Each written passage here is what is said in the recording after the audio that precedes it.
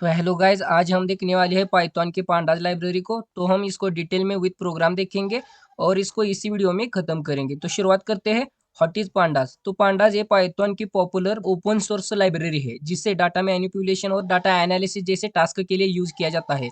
और ये data structure, data analysis जैसे टूल्स को प्रोवाइड करता है जिससे आप इजीली इसको हैंडल कर सकते हैं। और ये नंपाई से भी टॉप में बिल्ट किया है, मतलब नंपाई से ज़्यादा ये आपको मेथड्स प्रोवाइड करता है। और ये पॉपुलर है डाटा साइंस और डाटा एनालिटिक्स जैसे टास्क के लिए। तो इसके कुछ की डाटा स्ट्रक्चर है, वो देख लेते हैं। तो सीरीज और डाटा फ्रेम, ये टू की स्ट्रक्चर है पांडास के। तो सीरीज मतलब ये वन डायमेंशनल लेबल्ड आ रहे हैं, मतलब सीरीज ये आ रही है लेकिन इसको लेबल होते हैं, मतलब इंडेक्स होते हैं। और डाटा फ्रेम ये टू डायमेंशनल टेबल है जिसे रोज और कॉलम होते हैं और इसको भी लेबल होते हैं, मतलब इंडेक्स होते हैं। तो आपको पांडास को यूज करने के लिए आपको उससे पहले उसको इंस्टॉल करना पड़ेगा। तो आपके वीएस कोड या आइडियल पर आप यूज करना चाहते हो तो यहाँ पर पिप इंस्टॉल पांडास ये आपको कमांड फायर करनी पड़ेगी आपके बैश पर या टर्मिनल पर। और आप एनाकोंडा यूज करते हो तो आपको ये कोंडा इंस्टॉल पांडास ये कमांड फायर करनी पड़ेगी। तो अब हम वीएस कोड यूज करने वाले हैं, तो यहाँ पर पिप इंस्टॉल पांडास ये टर्मिनल पर ये कमांड फायर करेंगे। तो यहाँ पर आ जाते हैं। तो हम यहाँ पर टर्मिनल पर पिप इंस्टॉल पांडास ये कमांड फायर करेंगे।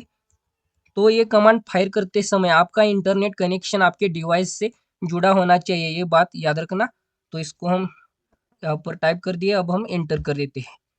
तो यहाँ पर इंस्टॉलिंग स्टार्ट हो जाएगी इस पांडास लाइब्रेरी की।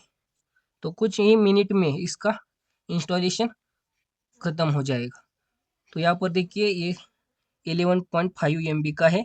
तो ये इंस्टॉल हो रहा है, कुछ ही मिनट में ये इंस्टॉल हो जाएगा। सिर्फ आपका इंटरनेट कनेक्शन आपके डिवाइस से जुड़ा होना चाहिए। तो यहाँ पर देखिए इस तरह से मैसेज आएंगे और आखिर में सक्सेसफुल ये मैसेज आ जाएगा। तो आपका ये पांडास लाइब्रेरी इंस्टॉल हो जाएगी आपके डिवाइस पर। तो यहाँ पर ये शुरू हो चुका है, मतलब इंस्टॉलिंग खत्म ही हो गया है अभी। तो यहाँ पर ये तो यहाँ पर देखिए ये सक्सेसफुली इंस्टॉल्ड पांडास 2.2.3 ये वर्जन यहाँ पर इंस्टॉल हो चुका है। तो आगे बढ़ते हैं। तो इसको प्रोग्राम में यूज करने के लिए, मतलब पांडास को आपके प्रोग्राम में यूज करने के लिए आपको इस तरह से इंपोर्ट पांडास एज पीडी इस तरह से यूज करना पड़ेगा। आपको इंपोर्ट इस कीवर्ड से इसको इंपोर्ट करना है। और आप यहाँ पर अलाइस नेम कौन सा भी क्रिएट करते हैं, लेकिन मोस्ट कॉमनली पीडी ये अलाइस नेम यूज किया जाता है और इससे आप पांडास के फंक्शंस को कॉल दे सकते हैं। तो इसके फीचर्स देख लेते हैं पाइथन पाइथन के पांडास लाइब्रेरी के। तो फर्स्ट फीचर है पांडास का डाटा स्ट्रक्चर। तो यहाँ पर अभी हमने डिस्कस किया सीरीज और डाटा फ्रेम, ये डाटा स्ट्रक्चर है। सीरीज ये आरे की तरह है जो होमोजेनियस, मतलब एक ही टाइप के डाटा को होल्ड करता है। और डाटा फ्रेम ये हेट्रोजेनियस है, मतलब अलग अलग डाटा टाइप के डाटा ये स्टोर कर सकता है। और ये लेबल बेस्ड इंडेक्सिंग, मतलब ऑटोमेटिकली ये इंडेक्स असाइन करता है आपके डाटा को। उसके बाद पांडास को डाटा क्लीनिंग जैसे टास्क के लिए भी यूज किया जाता है। और ये इजीली आपके मिसिंग डाटा को हैंडल कर सकता है और रीशेप कर सकता है आपके डाटा को। उसके बाद अगला फीचर है ग्रुपिंग एंड एग्रीगेशन। तो पांडास को ग्रुपिंग और एग्रीगेशन, मतलब अलग अलग फंक्शन जो सम मीन इस तरह के फंक्शंस को यूज किया जा सकता है इस पांडास लाइब्रेरी को यूज करके। उसके बाद इनपुट आउटपुट ऑपरेशंस के लिए, मतलब आप पांडास को यूज करके आपका डाटा आप CSV, एक्सेल, SQL और मोर फाइल में भी रीड भी कर सकते हैं और राइट भी कर सकते हैं। ये भी हम आगे देखने वाले हैं। तो यहाँ पर हम शुरुआत कर देते हैं। तो पहले हम पांडास के डाटा स्ट्रक्चर को देखेंगे। तो उसमें सीरीज को देखेंगे। सीरीज अभी हमने डिस्कस किया, ये वन डायमेंशनल आ रहे हैं, मतलब एक ही डायमेंशनल का आ रहे हैं और उसको लेबल दिया जाता है, मतलब इंडेक्स दिए जाते हैं। तो सीरीज को क्रिएट करने के लिए आपको पहले इस तरह से पांडास को इंपोर्ट करना है आपके प्रोग्राम में। उसके बाद यहाँ पर pd डॉट सीरीज इस फंक्शन को कॉल देना है और इस फंक्शन के अंदर आपको लिस्ट देनी है। और उसके बाद यहाँ पर प्रिंट कर देंगे। तो यहाँ पर सीरीज आपकी क्रिएट हो जाएगी, इस तरह से आउटपुट आ जाएगा। तो यहाँ पर देखिए इस तरह से आउटपुट आ जाएगा। तो हम इसको प्रोग्राम में करके देख लेते हैं। तो यहाँ पर क्या करेंगे, import pandas as alias name create करेंगे pd।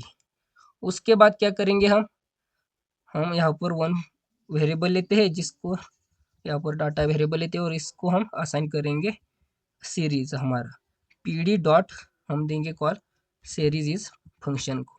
और सीरीज इज फंक्शन में आपको सिंपली क्या करना है, लिस्ट देनी है। कौन सी भी लिस्ट दे सकती है, लेकिन ध्यान रखने का है एक ही टाइप की होनी चाहिए। तो यहाँ पर मैं इंटीजर टाइप के देता हूँ। तो यहाँ पर 10, 20, 30, 40 आप यहाँ पर से चाहे तो कैरेक्टर भी दे सकते हैं और उसके बाद यहाँ पर प्रिंट कर देते। तो इसका आउटपुट क्या आता है हम ये देखेंगे। तो इसको हम रन करते हैं अभी। तो यहाँ पर देखिए, इसको थोड़ा जूम करके दिखाता हूँ आपको। तो यहाँ पर देखिए हमारा डाटा 10, 20, 30 और 40 था, और यहाँ पर जो 0, 1, 2, 3 आ रहा है ये इंडेक्स है, ऑटोमेटिकली आ रहा है। और नीचे ये दिया जाता है डी टाइप इंट 64, ये डाटा टाइप दिया जाता है हमारे डाटा का जो हम इसको पास कर रहे हैं सीरीज फंक्शन में। तो अब हम क्या कर देते हैं, इसमें स्ट्रिंग ले लेते हैं, मतलब कैरेक्टर ले लेते हैं 1 1। तो इस तरह से आप स्ट्रिंग भी ले सकते हैं। तो यहाँ पर मैं इस तरह से नेम लेता हूँ कुछ कुछ झट से, और एक नेम लेता हूँ राम। तो इसको रन करते हैं, तो इसका आउटपुट किस तरह से आता है देख लेते हैं। तो यहाँ पर देखिए इसका भी आउटपुट आ गया है, ओम राहुल राम, और इंडेक्स भी आ गए हैं, और आखिर में देखिए इसका डाटा टाइप ऑब्जेक्ट आ गया है। इस तरह से ये वर्क करता है, मतलब आप पांडाज में इस तरह से सीरीज क्रिएट कर सकते हैं। तो अगला मेथड मतलब टाइप है डाटा फ्रेम। तो ये डाटा स्ट्रक्चर का टाइप है दूसरा। और डाटा फ्रेम मतलब ये डाटा फ्रेम ये 2 डायमेंशनल टेबल की तरह है, जिसमें रोज और कॉलम्स होते हैं। और ये हेट्रोजेनियस है, अभी हमने डिस्कस किया, मतलब अलग अलग टाइप के आप डाटा इसमें स्टोर कर सकते हैं। उसके बाद इसको क्रिएट करने के लिए आपको इस तरह से नेस्टेड डिक्शनरी या नेस्टेड लिस्ट या नेस्टेड आरे इस तरह से कुछ भी ले सकते हैं। इस तरह तो यहाँ पर देखिए नेम लिया है, उसके बाद यहाँ पर उसकी वैल्यू, यहाँ पर डिक्शनरी है ये, और डिक्शनरी के अंदर नेम लिया है, मतलब की एज नेम लिया है, और उसको वैल्यू एज ये लिस्ट दी है इस तरह से। और यहाँ पर क्या किया है, पीडी डॉट डाटा फ्रेम, उसमें ये डिक्शनरी दी है, जिससे क्या हो गया, यहाँ पर देखिए इस तरह से आउटपुट आ गया, नेम एज जैसे टेबल के फॉर्मेट में आता है। तो इसको हम प्रोग्राम में करके देख लेते हैं। तो यहाँ पर क्या करते हैं, इसको हटा देते हैं। तो यहाँ पर क्या करते हैं, हम डाटा वेरिएबल लेते हैं और ये इसमें डिक्शनरी लेंगे। तो डिक्शनरी हम लेते हैं, नेम लेते हैं पहले, और उसके बाद कोलन, और यहाँ पर लिस्ट लेंगे। लिस्ट में हम कुछ नेम देते हैं इस तरह से, वही नेम देते हैं ओम राहुल। उसके बाद अगला नेम देंगे हम राम, और उसके बाद यहाँ पर कॉमा देंगे, और एक कॉलम लेते हैं, यहाँ पर एज लेते हैं, एज कॉलम लेते हैं, और क्या कर देते हैं, लिस्ट में 3 एज देते हैं, क्योंकि ऊपर हमने क्या लिया है, 3 नेम लिए है। तो यहाँ पर भी हम वही कर देते हैं। और उसके बाद क्या करेंगे, हम डाटा फ्रेम को क्रिएट करेंगे। तो यहाँ पर df is equal to P D dot data frame, और इसमें क्या करेंगे, सिंपली हमारे डिक्शनरी का नेम देंगे डाटा, और यहाँ पर हम प्रिंट करेंगे df। तो इसको रन करते हैं। तो यहाँ पर देखिए किस तरह से आया है आउटपुट। यहाँ पर देखिए नेम एज हमारे कॉलम के नेम आ गए हैं, और नीचे उसकी वैल्यू आ गई है, ओम राहुल राम, और उसके सामने ही एज प्रिंट हो गए हैं। और यहाँ पर 0, 1, 2 ये इंडेक्स ऑटोमेटिकली आ गए हैं। तो अगले ऑपरेशन की तरफ बढ़ते हैं। अब हम डाटा फ्रेम पर कौन कौन से ऑपरेशंस कर सकते हैं ये देखेंगे। तो फर्स्ट ऑपरेशन है, हम न्यू कॉलम किस तरह से ऐड कर सकते हैं। तो आपको क्या करना है, जिस वेरिएबल में आपने डाटा फ्रेम स्टोर किया है, मतलब डीएफ, और उसमें इस तरह से स्क्वायर ब्रैकेट के अंदर आपके न्यू कॉलम का नेम देना है, और वहाँ पर वैल्यू देनी है। तो इसका आउटपुट क्या आएगा, यहाँ पर जो आपने ऐड किया है वही यहाँ पर देखिए आउटपुट में सैलरी इस तरह से आउटपुट में ऐड होके आ जाएगी। तो हम प्रोग्राम में देख लेते हैं। तो यहाँ पर हमने डाटा फ्रेम ले ही लिया है। तो यहाँ पर क्या कर देते हैं, इधर इसके नीचे ही क्या कर देते हैं, डीएफ स्क्वायर ब्रैकेट के अंदर हम क्या करेंगे, मार्क ये न्यू कॉलम लेते हैं। तो इसको असाइन करके आपको क्या करना है, लिस्ट में ही कुछ इस तरह से मार्क दे देना है। आप चाहे तो कौन सा भी आप कॉलम ऐड कर सकते हैं। तो यहाँ पर हम 3 मार्क क्यों ले रहे हैं, क्योंकि हमने 3 नेम लिए है, 3 एज लिए है, तो ये ऐड होना चाहिए मार्क, ये हमारा नया कॉलम। तो इसको रन कर देते हैं। तो यहाँ पर देखिए हमारा नया कॉलम ऐड हो चुका है, नेम एज उसके बाद ये मार्क, इस तरह से ये ऐड हो चुका है नया कॉलम हमारे डाटा फ्रेम में। तो अगले ऑपरेशन की तरफ बढ़ते हैं। तो आप पर्टिकुलर कॉलम को किस तरह से डिलीट कर सकते हैं। तो आपको क्या करना है, ड्रॉप इस फंक्शन को यूज करना है और उसमें आपको कॉलम का नेम देना है, और यहाँ पर एक्सिस 1 कर दोगे तो वो पूरा कॉलम डिलीट होगा, और यहाँ पर एक्सिस 0 करोगे तो पर्टिकुलर रो डिलीट हो जाएगा। तो देख लेते हैं प्रोग्राम में। तो यहाँ पर क्या किया, सैलरी दिया, तो यहाँ पर क्या हुआ, सैलरी, ये पूरा कॉलम यहाँ से गया है आउटपुट में। ये डाटा फ्रेम रहने देते हैं, और यहाँ पर क्या करेंगे हम, हमारे एज इस कॉलम को डिलीट करेंगे। तो यहाँ पर क्या करना है, हमारे डाटा फ्रेम का जो वेरिएबल है DF is equal to DF dot drop, इस फंक्शन को यूज करना है इस तरह से, और उसके बाद इस ड्रॉप फंक्शन के अंदर आपको क्या करना है, कॉलम का नेम देना है। तो हमारे कॉलम का नेम है एज, क्योंकि हम उस कॉलम को डिलीट या ड्रॉप करना चाहते हैं। उसके बाद एक्सिस 1 करेंगे, क्योंकि हमें कॉलम को डिलीट करना है, रो को करना होता तो 0 देना है। तो इसको रन करते देख लेते हैं। तो यहाँ पर देखिए सिर्फ हमारे नेम इस कॉलम को प्रिंट किया है यहाँ पर, मतलब हमारा एज ये कॉलम ड्रॉप हो गया है। इस तरह से इस ड्रॉप फंक्शन को यूज किया जाता है। और यहाँ पर आपको एक्सिस 0 करके, मतलब रो को डिलीट करना हो तो यहाँ पर आपको एक्सिस 0 कर देना है, और यहाँ पर आपको कॉलम नेम देकर नहीं चलेगा। तो यहाँ पर क्या करना पड़ेगा, आपको स्पेसिफिक रो की इंडेक्स वैल्यू देनी पड़ेगी। तो इंडेक्स 0 से स्टार्ट होता है, तो यहाँ पर हम 0 देते तो यहाँ पर क्या हो जाएगा, फर्स्ट रो डिलीट होगा, मतलब ओम, और उसकी एज ये डिलीट हो जाएगी। तो देख लेते हैं रन करके। तो यहाँ पर देखिए आउटपुट में सिर्फ राहुल और राम की डिटेल्स प्रिंट हो गई है, और ओम ये फर्स्ट रो डिलीट हो चुका है। इस तरह से ये ड्रॉप फंक्शन वर्क करता है। तो अगले ऑपरेशन की तरफ बढ़ते हैं। हमारा अगला ऑपरेशन है स्पेसिफिक रो को किस तरह से सिलेक्ट कर सकते हैं पांडाज में। तो स्पेसिफिक रो को सिलेक्ट करना या प्रिंट करने के लिए आपको आईलोक इस फंक्शन को यूज करना पड़ेगा, और उसे सिर्फ उस रो की इंडेक्स वैल्यू पास करनी है, और इसे आपको प्रिंट फंक्शन में ही यूज करना है। तो इसको प्रोग्राम में देख लेते हैं। तो यहाँ पर क्या करते हैं, ड्रॉप इस फंक्शन को जो यूज किया था इसको निकाल देते हैं, और यहाँ पर प्रिंट फंक्शन में ही डीएफ डॉट हमारे आईलोक इस फंक्शन को यूज करेंगे, और इसको क्या करना है, सिर्फ हमें इंडेक्स वैल्यू पास करना है। तो यहाँ पर 0 देते हैं, तो हमारे फर्स्ट नेम ओम और एज 22 इस तरह से आउटपुट आएगा। तो इसको रन करके देख लेते हैं। तो यहाँ पर देखिए नेम इज इक्वल नेम ओम और एज 22 इस तरह से हमारा आउटपुट आया है। और हर डाटा फ्रेम को प्रिंट करने के बाद या सीरीज को प्रिंट करने के बाद यहाँ पर नीचे जो डी टाइप, मतलब डाटा टाइप, ये आउटपुट आता ही है, मतलब किस टाइप का हमारा डाटा है ये बताने के लिए आता है ये। तो इस तरह से ये आईलोक फंक्शन वर्क करता है। और एक रो को प्रिंट करते हैं, तो हमारे लास्ट रो मतलब 2 इंडेक्स वाला रो प्रिंट करते हैं। तो वो रो है हमारा राम, राम की डिटेल्स प्रिंट हो जानी चाहिए। तो यहाँ पर देखिए नेम राम और एज 21 इस तरह से आउटपुट आ गए हैं। तो ये फंक्शन का वर्किंग आपको अच्छी तरह से समझ आ गया होगा। तो बढ़ते हैं आगे। तो स्पेसिफिक रो को किस तरह से ऐड कर सकते हैं आपके डाटा फ्रेम में। तो आपको क्या करना पड़ेगा, इस तरह से न्यू रो में इस तरह से डिक्शनरी लेनी है, वही कॉलम के नेम लेने हैं और उनको वैल्यू असाइन करनी है, और यहाँ पर अपेंड इस फंक्शन को यूज करके वो रो देना है, और उसके बाद इग्नोर इंडेक्स। ये इग्नोर इंडेक्स इसलिए यूज किया जाता है क्योंकि नया रो इंसर्ट करने के बाद फिर से 0 से इंडेक्सिंग स्टार्ट हो जाती है उस रो को, वो नहीं हो जिधर से स्टॉप हुई थी इंडेक्सिंग वहीं से चालू हो जाए। इसलिए यहाँ पर देखिए 0 आउटपुट में देखिए यहाँ पर 0 और 1 ये हमारा फर्स्ट डाटा था। उसके बाद हमने क्या किया, चार्ली और उसकी एज यहाँ पर ऐड कर दी। तो यहाँ पर क्या हो जाएगा, इंडेक्सिंग बाय डिफॉल्ट 0 आ जाएगी, लेकिन वो ना हो इसलिए इग्नोर करने के लिए वही से शुरू हो जाए। तो यहाँ पर 1 हो पर स्टॉप हो जाता तो अगली वैल्यू आ जाए, इसलिए इग्नोर इंडेक्स ट्रू कर देना है। और ये अपेंड फंक्शन हमारे पांडास के वर्जन 2 में ये सपोर्ट नहीं करता। तो अभी हमने इंस्टॉल किया तो वो वर्जन 2 था, तो ये अपेंड फंक्शन वर्क नहीं करेगा। तो इसको प्रोग्राम में देख लेते हैं सपोर्ट करता है या नहीं, ये फर्स्टली देख लेते हैं। तो इसको निकालते हैं हमारे फर्स्ट फंक्शन को।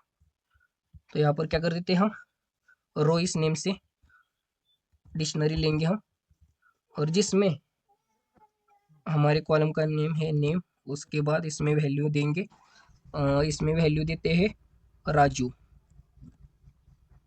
और उसके बाद हम एज हमारा अगला कॉलम है, और इसको वैल्यू असाइन करेंगे हम 43, और उसके बाद D F is equal to D F dot append तो ये अपेंड फंक्शन सपोर्ट नहीं करता क्योंकि ये VS कोड हमें उसका सजेशन नहीं दे रहा है। तभी देख लेते हैं, सिर्फ रो को ऐड करते हैं, इग्नोर इंडेक्स को बाद में देख लेते हैं यही होता है, नहीं देख लेते। एरर आ गया तो ये सपोर्ट नहीं करता। तो यहाँ पर देखिए एरर आ गया है, ऑब्जेक्ट मतलब ये सपोर्ट नहीं करता है। तो क्या कर देते हैं हम, नया रो और एक मेथड है उससे कर लेते हैं, रो ऐड कर लेते हैं। तो यहाँ पर क्या करना पड़ेगा आपको, और एक डाटा फ्रेम क्रिएट करना पड़ेगा। तो यहाँ पर क्या करेंगे, सिंपली सी न्यू, तो यहाँ पर एन डी एफ कर देते हैं is equal to P D dot data frame. और इसमें क्या करते हैं, हमारे नया रो कौन सा है, तो रो ये है, तो इसको वो ही पास कर देते हैं। तो यहाँ पर नया डाटा फ्रेम क्रिएट होगा। तो यहाँ पर क्या करना है आपको,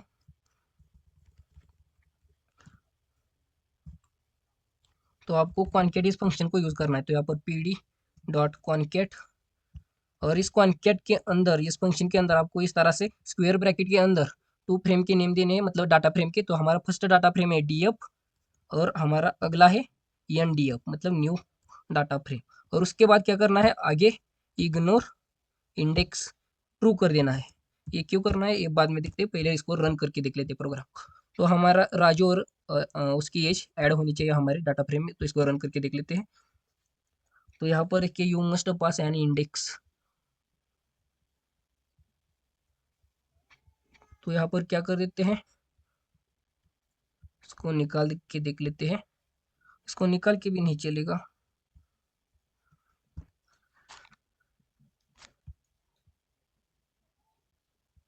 तो यहाँ पर आपको क्या करना पड़ेगा, इस तरह से डिक्शनरी दी थी, इसको आपको आरए में ही या लिस्ट में ही देना पड़ेगा, क्योंकि हम डाटा फ्रेम क्रिएट कर रहे हैं, हम नया रो ऐड कर रहे हैं, जैसे दी वैल्यू दे रहे थे। तो यहाँ पर इसको डबल कर देते हैं। तो इसको फिर से रन करके देख लेते हैं। तो यहाँ पर देखिए, तो आपको यहाँ पर ख्याल रखना है, जब नया डाटा फ्रेम कर रहे हो तो आपको नेस्टेड डिक्शनरी या लिस्ट लेनी है। तो हमने क्या किया था, सिंपली नेम दिए थे, नेम और एज दिए थे, लेकिन हम डाटा फ्रेम कर रहे हैं तो आपको इस तरह से लिस्ट में लेना पड़ेगा, तभी डाटा फ्रेम क्रिएट होगा और रो ऐड हो जाएगा। तो यहाँ पर आउटपुट आ गया है, देख लेते हैं, हमारा राजू और इसकी एज 43, ये रो ऐड हो चुका है और उसको इंडेक्स वैल्यू 3 मिल चुकी है, मतलब अगली। तो इस तरह से आप एज को ऐड कर सकते हैं, मतलब नए वैल्यू को ऐड कर सकते हैं। और उसके बाद हम आगे देखते हैं, इस इग्नोर इंडेक्स को फॉल्स कर देंगे तो इसका आउटपुट क्या आता है देख लेते हैं। फॉल्स कर देता हूँ मैं यहाँ पर, और फिर से रन करके देख लेते हैं। तो यहाँ पर देखिए क्या हो गया, हमारा आउटपुट आ गया सही से, लेकिन यहाँ पर इंडेक्स वैल्यू 0 से स्टार्ट हो गई। तो इस तरह से ये ना हो, इसलिए हम क्या कर रहे हैं, ignore index is equal to true कर रहे हैं, जिससे हमारा रो ऐड हो। तो यहाँ पर देखिए, अपेंड इस फंक्शन को, ये हमारा पांडास 2 वर्जन मतलब सेकंड वर्जन सपोर्ट नहीं कर रहा है, इसलिए हमने कॉन्कैट इस मेथड से टू फ्रेम को एक करके हमने नया रो ऐड कर लिया। इस तरह से आप कर सकते हैं, मतलब कॉन्केटिनेशन कर सकते हैं टू फ्रेम की, और इस तरह से आप नया डाटा ऐड कर सकते हैं आपके डाटा फ्रेम में। तो अब हम स्पेसिफिक रो को किस तरह से डिलीट कर सकते हैं ये देखने वाले हैं। तो इस ड्रॉप फंक्शन का वर्किंग हमने पीछे ही देख लिया है। तो पीछे ही हमने ड्रॉप फंक्शन को यूज करके स्पेसिफिक रो को डिलीट करके भी देख लिया है। सिर्फ आपको इस फंक्शन के अंदर क्या करना है, उस रो का इंडेक्स पास कर देना है। तो हमने ये यूज करके देख लिया, फिर से देख लेते हैं जिससे आपको अच्छी तरह से समझ आ जाएगा। तो यहाँ पर क्या करते हैं, D F is equal to D F dot drop, और इस फंक्शन के अंदर हम स्पेसिफिक रो की इंडेक्स नंबर पास करेंगे। तो 0 दे देते तो फर्स्ट रो डिलीट हो जाएगा, और इसमें axis is equal to 0 by default होता है, इसलिए आपको देने की जरूरत नहीं है। तो यहाँ पर देखिए, फर्स्ट रो मतलब 0 इंडेक्स वाला रो यहाँ पर डिलीट हो गए, सिर्फ बाकी के 2 रो प्रिंट हो गए। तो यहाँ पर क्या कर देते हैं, हम सेकंड रो डिलीट करते हैं, मतलब लास्ट रो जिसकी इंडेक्स वैल्यू 2 है, और यहाँ पर क्या कर देते हैं, एक्सिस इज इक्वल टू 0 करते हैं, जिससे आपको पता चले इसकी index by default axis value 0 होती है, आपको पता चले इसलिए। तो इसको फिर से रन करते हैं। तो यहाँ पर देखिए, हमारा जिसकी इंडेक्स पोजीशन 2 थी वो रो डिलीट हो गया, मतलब राम का। तो इस तरह से ये फंक्शन वर्क करता है। तो अगले ऑपरेशन की तरफ बढ़ते हैं अब हम। तो हमारा अगला ऑपरेशन है सबसे important, reading and writing files. तो आप प्रोग्राम के थ्रू डाटा या डाटा फ्रेम CSV और एक्सेल फाइल में राइट भी कर सकते हैं और उसे रीड भी कर सकते हैं। तो पहले हम CSV फाइल को देखते हैं। तो CSV फाइल को आप रीड किस तरह से कर सकते हैं देखेंगे। तो रीड करने के लिए pd डॉट रीड CSV इस फंक्शन को यूज करना है और इस फंक्शन के अंदर आपको फाइल का पाथ देना है। तो राइटिंग मोड पर, तो मतलब आपको डाटा राइट करना है CSV फाइल में, तब टू CSV इस फंक्शन को यूज करना है और आपको उस डाटा फ्रेम का वेरिएबल यूज करना है, मतलब df डॉट टू CSV, और उसके बाद यहाँ पर आपको आपके फाइल का पाथ देना है। और इस मोड पर, मतलब आप राइट करने के लिए इस फंक्शन को यूज कर रहे हैं, उस पर्टिकुलर लोकेशन पर ये फाइल प्रेजेंट भी नहीं होगी तब भी क्रिएट की जाएगी उस लोकेशन पर, ये बात याद रखना। और उसके बाद index is equal to false कर देना। तो इसको हम क्या कर देते हैं, प्रोग्राम में देख लेते हैं। तो index is equal to false इसलिए किया है क्योंकि हमने जो मतलब डाटा फ्रेम में बाय डिफॉल्ट इंडेक्स वैल्यू आ जाती है, वो ना आ जाए इसलिए उस राइट करते समय।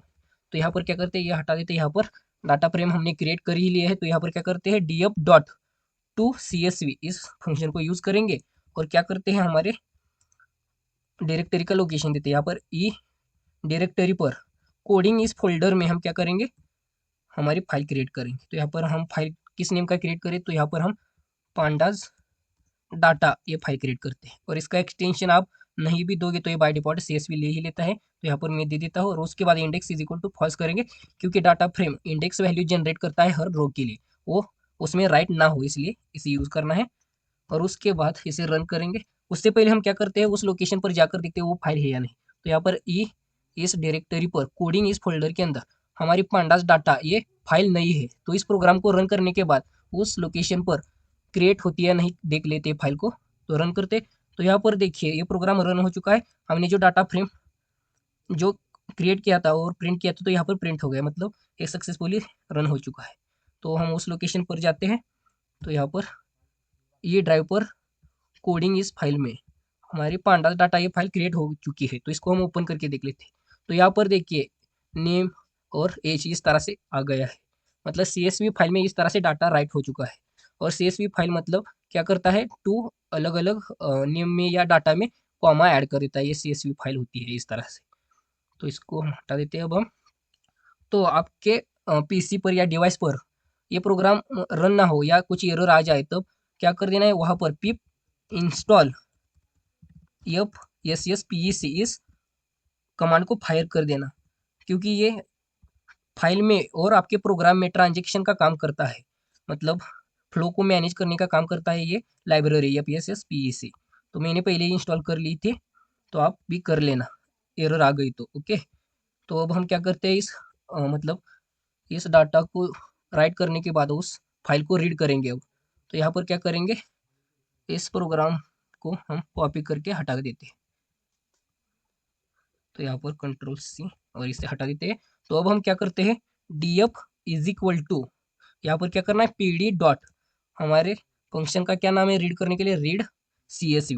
और इसमें क्या करना है आपको, सिंपली यहाँ पर पाथ देना है। तो हमारा है E:// कोडिंग इस फोल्डर के अंदर हमारे फाइल का नाम क्या है, पांडास अंडरस्कोर डाटा, ये फाइल का नेम है। और डॉट CSV एक्सटेंशन दे देते हैं और इसे सेव करके रन कर देते हैं। तो यहाँ पर देख सकते हैं हमारा डाटा यहाँ पर प्रिंट हो गया है। इस तरह से आप रीड कर सकते हैं। तो यहाँ पर मैसेज भी देता हूँ, आपको पता चले कि डाटा रीड हो चुका है CSV फाइल, ये मैसेज देता हूँ मैं यहाँ पर। और फिर से रन करता हूँ क्योंकि आपको पता चले, और यहाँ पर /n भी देता हूँ। तो इसको रन करते हैं अब हम। तो यहाँ पर देखिए हमारा मैसेज भी आ गया, CSV फाइल और डाटा भी प्रिंट हो गया। तो आपको पता चल गया होगा, इस तरह से आप CSV फाइल में आपके डाटा फ्रेम हो या डाटा, आप उस फाइल में रीड मतलब राइट भी कर सकते हैं और उसके बाद रीड भी कर सकते हैं इस तरह से। तो आगे हम देखेंगे एक्सेल फाइल को किस तरह से रीड कर सकते हैं और राइट कर सकते हैं। तो कुछ नहीं, थोड़ा सा चेंज है। तो यहाँ पर क्या करना है, pd डॉट रीड एक्सेल और उसके बाद उसके अंदर डाटा डॉट XLSX इस एक्सटेंशन को यूज करना है। आप नहीं दोगे तो भी बाय डिफॉल्ट ले लेगा क्योंकि यहाँ पर एक्सेल इस फंक्शन को यूज किया है। और उसके बाद एक्सेल फाइल में डाटा राइट करने के लिए, तो यहाँ पर आपको क्या करना है, टू एक्सेल इस फंक्शन को यूज करना है और उसमें स्पेसिफिक फाइल का लोकेशन देना है। तो यहाँ पर देखिए इस तरह से। तो हम प्रोग्राम में ही देख लेते हैं। तो यहाँ पर क्या कर देते हैं, इसको निकाल देते हैं और हमारे इस CSV फाइल को निकाल देते हैं यहाँ से। तो अब हम क्या करेंगे, पहले तो यहाँ पर क्या करते हैं, df.toXL फाइल को यूज करेंगे अब हम। तो यहाँ पर इस एक्सेल फाइल के अंदर हम क्या करते हैं, वही लोकेशन पर क्रिएट कर देते हैं ई, इस डायरेक्टरी के अंदर कोडिंग इस फोल्डर के अंदर हम फाइल का नेम क्या दे दें, तो यहाँ पर हम फाइल का नेम देते हैं पांडाज एक्सेल, इस तरह से देते हैं पांडाज एक्सेल। और इसका एक्सटेंशन क्या देना है, .xls इस तरह से। और उसके बाद index is equal to false करेंगे और यहाँ पर क्या कर देते हैं, सक्सेस ये मैसेज देते हैं। तो इस तरह से आपको इस फंक्शन को यूज करना है। तो इसको रन कर देते हैं। तो यहाँ पर हम उस लोकेशन को ऊपर जाकर पहले देख लेते हैं ये फाइल है या नहीं, ताकि आपको पता चले किस तरह से क्रिएट होती है। तो यहाँ पर देखिए पांडाज एक्सेल ये फाइल नहीं है यहाँ पर। तो अब हम इस प्रोग्राम को रन करते हैं। तो यहाँ पर देखिए सक्सेसफुली ये प्रोग्राम रन हो चुका है, हमारा सक्सेस से मैसेज प्रिंट हो चुका है। तो उस लोकेशन पर जाकर देख लेते हैं हमारी फाइल क्रिएट हुई है नहीं। तो यहाँ पर हमारे ये फोल्डर पर कोडिंग, ये डायरेक्टरी के अंदर कोडिंग इस फोल्डर के अंदर, तो यहाँ पर देखिए पांडास एक्सेल ये फाइल क्रिएट हो चुकी है। तो यहाँ पर ये देख लेते हैं। तो यहाँ पर देखिए एक्सेल फाइल में मतलब हमारा जो डाटा था वो राइट हो चुका है इस तरह से। तो आपको ये प्रोग्राम रन करने से पहले पिप इंस्टॉल, यहाँ पर ओपन py-excel ये कमांड फायर कर देनी है। तो ये प्रोग्राम एरर फ्री, मतलब बिना एरर आए हुए प्रोग्राम रन हो जाएगा, क्योंकि ये लाइब्रेरी आप इंस्टॉल कर देते हो तो अच्छी तरह से आप एक्सेल फाइल से इंटरेक्शन कर पाएंगे आपके प्रोग्राम थ्रू। तो अब हम क्या करते हैं, फाइल को रीड करेंगे अब हम। तो यहाँ पर यह हटा देते हैं, यहाँ से इसको कॉपी कर लेते हैं और अब हम यहाँ पर df is equal to pd dot read इस फंक्शन को यूज करेंगे, रीड एक्सेल इस फंक्शन को। और इसके अंदर आपको सिर्फ फाइल का पाथ देना है। तो हमारा फाइल का पाथ है ई डायरेक्टरी के अंदर कोडिंग इस फोल्डर के अंदर, और हमारे फाइल का नेम है पांडाज एक्सेल। तो यहाँ पर वही नेम देते हैं एक्सेल और इसका एक्सटेंशन दे देते हैं। नहीं दे देते तो भी होता है या नहीं देख लेते हैं पहले। तो यहाँ पर मैसेज को चेंज देते हैं, एक्सेल डाटा कर देते हैं, एक्सेल डाटा, और यहाँ पर हमारे वेरिएबल को प्रिंट कर देते हैं जिसमें हमने फाइल के अंदर से डाटा को रीड किया है। तो रन कर देते हैं इस प्रोग्राम को।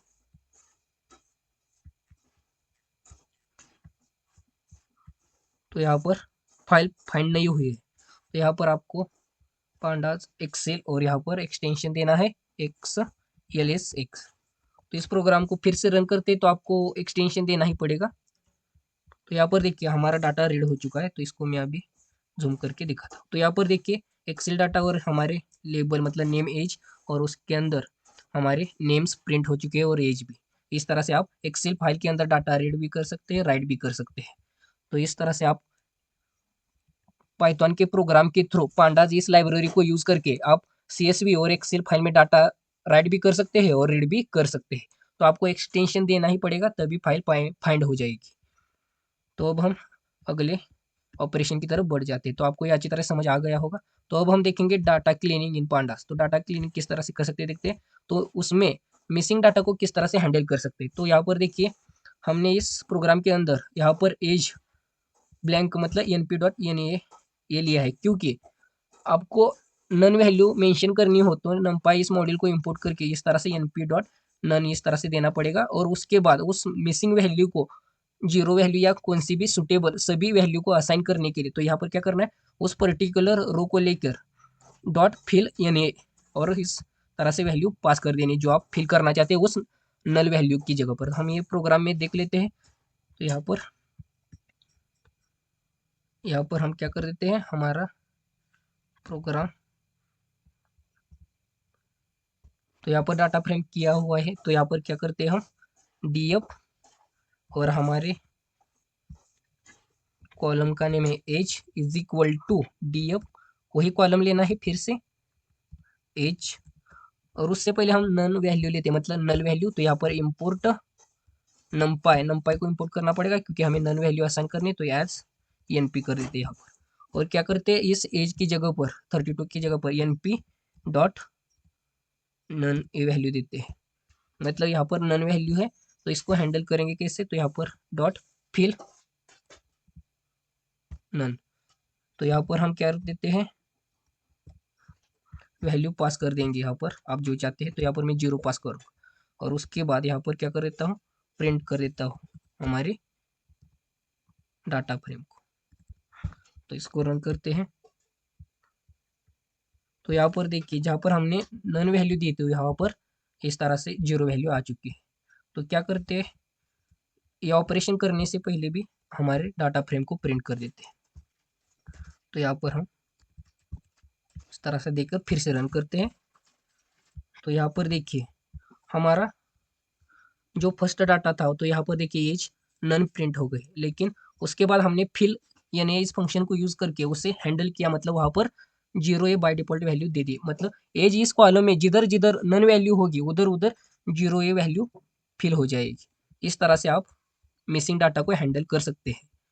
उसके बाद हम एडवांस्ड ऑपरेशन देखेंगे। तो फर्स्टली हम ग्रुपिंग सीखेंगे। तो ग्रुपिंग किस तरह से किया जाता है, मतलब ग्रुपिंग करके उस पर एग्रीगेट फंक्शन अप्लाई करेंगे। एग्रीगेट फंक्शन मतलब कौन से, मीन, सम, मीन, मैक्स इस जैसे। तो यहाँ पर देखिए क्या किया है, DF dot group by name और मीन, यहाँ पर क्या किया है, हमने इस कॉलम का नेम लिया है और उस पर मीन इस फंक्शन को अप्लाई कर दिया। तो मीन फंक्शन सभी इस डाटा फ्रेम पर अप्लाई होगा और ये बाय डिफॉल्ट इंटीजर कॉलम पर अप्लाई होता है। आप मेंशन नहीं भी करते हो तो भी ये इंटीजर कॉलम पर अप्लाई होता है। तो अब हम प्रोग्राम में देख लेते हैं इसको।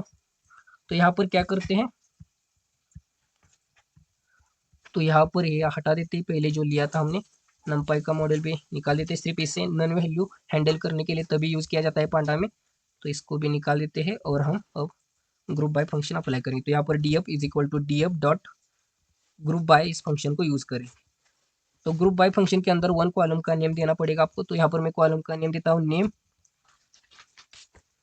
और उसके बाद आप सीधे से एग्रीगेट फंक्शन को अप्लाई कर सकते हैं। आप एज इस फंक्शन को मेंशन भी नहीं करते होगे तो भी ये बाय डिफॉल्ट इंटीजर कॉलम को ले ही लेता है। तो यहाँ पर क्या करते हैं, अब हम इस फंक्शन का सम निकालते हैं, मतलब एज का। तो यहाँ पर और रन करते हैं इस प्रोग्राम को। इसका आउटपुट क्या आता है देख लेते हैं। तो यहाँ पर इसका आउटपुट इस तरह से आ गया है, मतलब हमारा एज वही डाटा प्रिंट हो गए थोड़ा। तो यहाँ पर थोड़ा अलग फंक्शन अप्लाई करते हैं और मीन देख लेते हैं कुछ चेंज आता है या नहीं।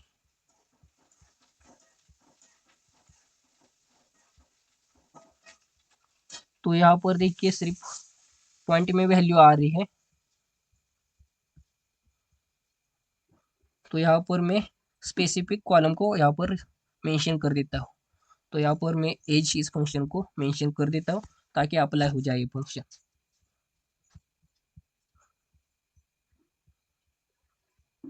तो यहाँ पर देखिए डाटा टाइप सिर्फ चेंज हो रहा है, लेकिन ये फंक्शन उस पर वर्क नहीं कर रहा है। तो अलग अलग अप्लाई करके देख लेते हैं एग्रीगेट फंक्शन काउंट।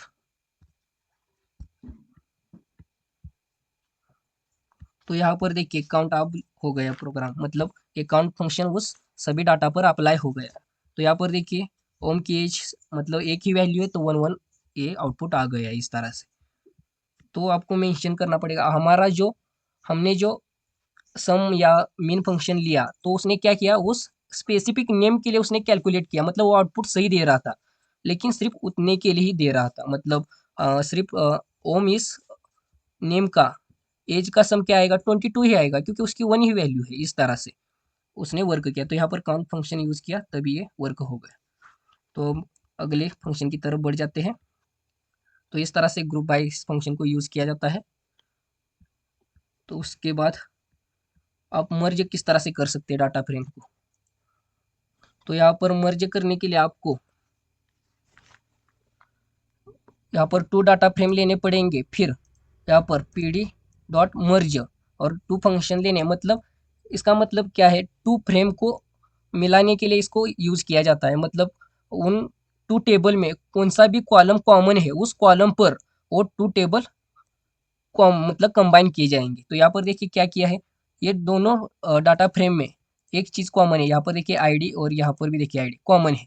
इस बेसिस पर ये दोनों टेबल कॉमन हो जाएंगे। तो यहाँ पर देखिए जिस कॉलम पर आप कॉमनली कंबाइन करना चाहते हैं उस डाटा फ्रेम को, तो उस उधर ऑन इज इक्वल टू उस कॉलम का नेम देना है। तो इस तरह से आउटपुट आ जाएगा, मतलब 2 डाटा फ्रेम कंबाइन हो जाएंगे। तो प्रोग्राम में देख लेते हैं।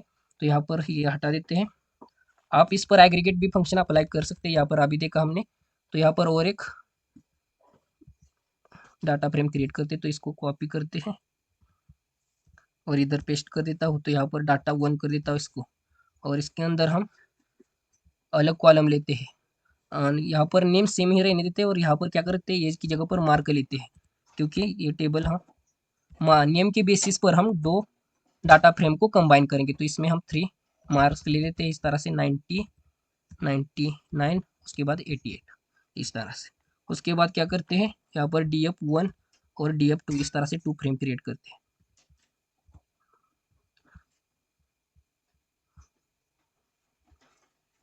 और अब क्या करेंगे, अब हम यहाँ पर देखिए 2 डाटा फ्रेम क्रिएट हो गए। तो यहाँ पर आप क्या करते हैं, df is equal to pd dot merge, और इसके अंदर क्या करना है आपको, 2 टेबल मतलब डाटा फ्रेम के नेम देने। तो यहाँ पर हमारा df1, उसके बाद df2, और उसके बाद किस बेसिस पर इनको कंबाइन करना है, तो इनमें कॉमन क्या चीज़ है, तो नेम है। तो यहाँ पर क्या करेंगे, नेम देते हैं, मतलब हमारे कॉलम का नेम देंगे जो इन दोनों डाटा फ्रेम में कॉमन होगा। तो इसको रन कर देते हैं। तो हमारा आउटपुट पहले क्या आएगा, इंडेक्स नंबर आएंगे, उसके बाद नेम होगा, उसके बाद एज होगे और मार्क, इस तरह से आउटपुट आ जाए। तो देख लेते हैं। तो यहाँ पर देखिए 2 डाटा फ्रेम कंबाइन होके आ गया। यहाँ पर देखिए इस तरह से आउटपुट आ गया है। मतलब मर्ज फंक्शन को यूज करके आप कौन से भी 2 डाटा फ्रेम पर कंबाइन कर सकते हैं, और उन दोनों डाटा फ्रेम में 1 कॉलम कॉमन होना चाहिए। उस बेसिस पर आप 2 डाटा फ्रेम को कंबाइन कर सकते हैं। उसके बाद कॉन्कैटिनेटिंग डाटा फ्रेम, ये हमने पीछे ही देख लिया था जब हमें नया रो ऐड करना था। तो इसको हम फिर से देख लेते हैं। तो इसको भी 2 डाटा फ्रेम की ज़रूरत है। तो यहाँ पर हमने ले ही लिया है डाटा फ्रेम। तो यहाँ पर ये लाइन हटा देते हैं सिर्फ, और यहाँ पर pd डॉट हमारे कॉन्कैट इस फंक्शन को यूज करते हैं। और इसके अंदर सिंपली क्या करना है, इस स्क्वायर ब्रैकेट के अंदर df1, उसके बाद df2, इस 2 डाटा फ्रेम के नेम देने हैं। तो इस प्रोग्राम को रन करके देख लेते हैं इसका आउटपुट क्या आता है। तो यहाँ पर देखिए हमारे इस तरह से आउटपुट आया गया, मतलब नन वैल्यू इस तरह से ले लिया है हमारे प्रोग्राम ने, क्योंकि हमारे दोनों डाटा फ्रेम में सिर्फ 1 ही कॉलम कॉमन है, वो है नेम, और मार्क ये नहीं है। तो उस जगह पर उसने क्या किया, नन वैल्यू ले लिया, इस तरह से वर्क किया।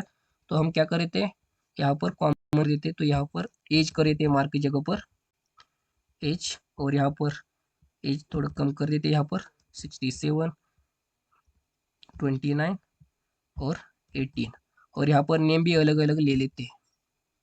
तो यहाँ पर मैं कुछ इस तरह से अल्फ़ाबेट ही ले लेता हूँ, आप कौन सा भी नेम ले सकते हैं।